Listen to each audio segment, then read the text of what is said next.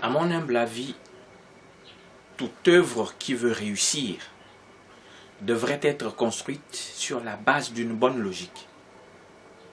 En ce qui concerne le dialogue national prôné par le président Jean Ping, je pense que, et ça ce n'est que mon avis, il ne faut pas mettre la charrue avant les bœufs. Oui, les uns et les autres vont me dire que c'est une stratégie ou que ça rentre dans le cadre de ces stratégies. Je suis d'accord. Mais du côté d'en face, il y a une logique aussi obscure qu'elle soit, mais vraiment qui tient d'une véritable organisation. Vous voulez aller au dialogue, je suis d'accord. Mais comment cela peut être possible sans avoir d'abord arraché, sans avoir d'abord récupéré ce qui vous revient de droit? Le pouvoir est confisqué. Il faut d'abord l'arracher. Ce n'est que dans ce sens que l'on peut parler de dialogue. On ne peut pas parler de dialogue si on n'a pas ravi le pouvoir, si on n'est pas assis sur le trône. Mais le Gabonais actuel, surtout celui qui est sur l'étendue du territoire national, ne veut pas mourir. C'est clair. La logique des autres, c'est d'empêcher à tous les prix la tenue de ce dialogue, puisqu'ils ont envisagé le leur. Vous allez parler de légitimité, d'illégitimité, et ainsi de suite. Le fait est que ils sont au pouvoir. Le fait est que même aujourd'hui, le Gabonais est en train de s'acclimater à cet état de choses. Il faut forcément ravir le pouvoir avant d'aller au dialogue, avant d'appeler tout le monde au dialogue, parce que je suis convaincu d'une chose. Dès lors que le pouvoir dictatorial va placer à tous les coins stratégiques de Libreville, aucun Gabonais ne sortira. C'est clair. Ils iront même plus loin. Si d'aventure les populations insistent à aller à ce dialogue, mais ils vont faire comme d'habitude. Les militaires vont tirer sur les gens, les policiers vont mater, et ainsi de suite, et ça donnera le même résultat.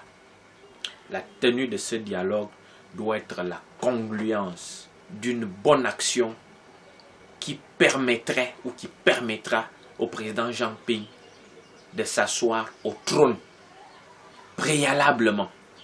Il y a un adage chez nous qui dit que la panthère ne sort pas les griffes avant d'avoir sa proie. Non, il faut d'abord arracher ce pouvoir-là.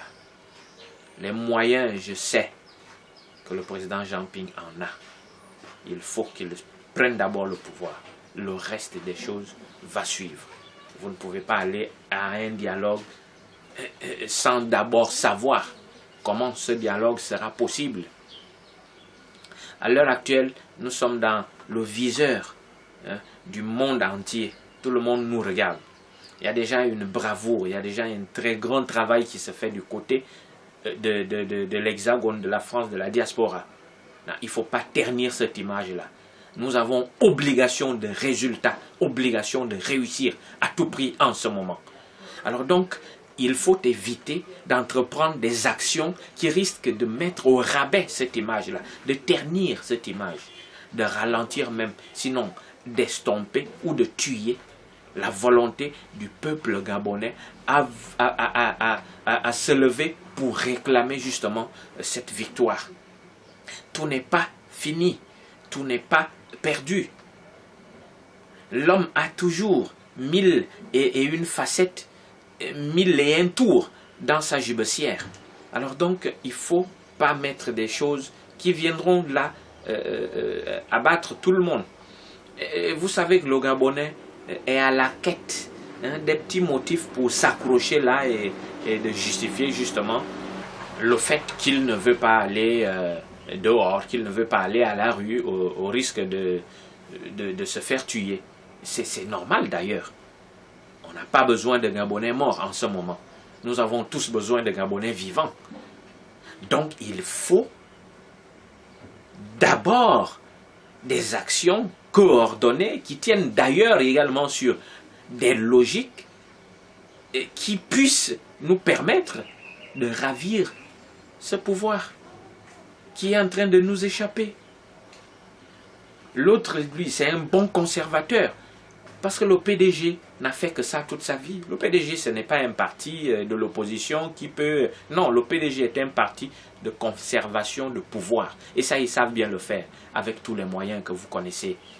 L'armée, la police, l'oppression, la dictature, les crimes de tout genre, et ainsi de suite. Ils vont le faire, parce qu'ils l'ont toujours fait. Ils n'ont pas autre chose. Ils n'ont pas une autre défense, ils n'ont pas une autre arme pour se maintenir là, à part la violence, et ils vont le faire. Donc, il y a autre chose à faire. Je ne voudrais pas, oui, qu'on dise que je réclame à ce que Ping vienne divulguer ses stratégies à la belle étoile. Non, non, loin de là. Je pense qu'un bon leader a un savoir parler. Un bon leader, c'est celui qui sait haranguer les foules. Même si c'est un légaliste, je veux bien.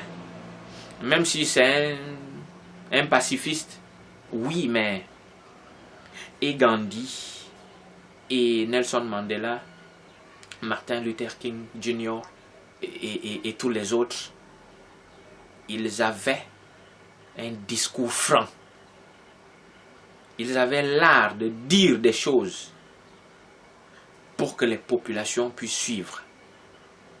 Depuis l'annonce ou l'officialisation justement de ce rapport de l'Observatoire ou de l'Observation de l'Union européenne, il me semble que tout le monde... bon, M. Jean Ping est presque satisfait de ça. Et puis c'est tout, non. Nous avons maintenant besoin des appels, des discours francs, des discours forts. Si la marche est difficile à faire, au risque de se faire tuer, si le sitting est totalement proscrit, il y a plusieurs d'autres méthodes. Il y a le gel des activités publiques, et ainsi de suite. Je ne vous prête pas les intentions, vous connaissez tout ça, Monsieur le Président. L'heure est au moment où il faut, mais vraiment agir. Parce que celui qui encaisse les coups tout le temps finit par tomber. Il y a un autre adage chez nous qui dit, à force de viser pendant longtemps, tu risques seulement de toucher la queue de ton gibier. Non, il ne faut pas laisser refroidir ce plat. Pendant qu'il est chaud, il faut le consommer.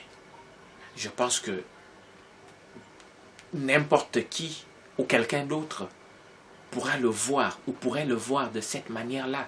Non. D'abord le pouvoir, une fois assis sur le trône, en toute légitimité, en toute puissance, en toute légalité. Là, on pourra tout faire. Mais dans le cas d'espèce, un dialogue de cette envergure, appelé de cette manière, risque de nous conduire, mais vraiment dans l'abîme. On risque de buter face à cette même violence. Et ça risque d'en faire un peu trop.